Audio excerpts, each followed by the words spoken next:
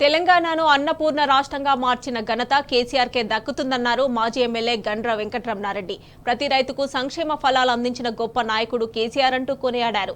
కేవలం కేసీఆర్ ఆనవాళ్లు చెరిపేయాలన్న కుట్రతోనే రేవంత్ సర్కార్ రైతులను అరిగోసలు పెడుతుందని నిప్పులు చెరిగారు.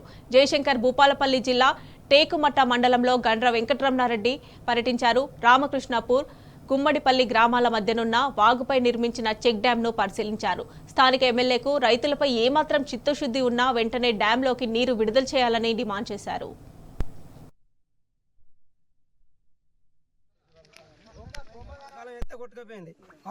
అనుకుంటే నీళ్లు బోర్లు ఎత్తుతాయి, పెట్టుబడి సమయం ఇప్పుడు పోతుంది, అప్పుడు పోయింది తినడానికి సమయం తిప్పలు అయ్యేటట్టు ఉన్నది.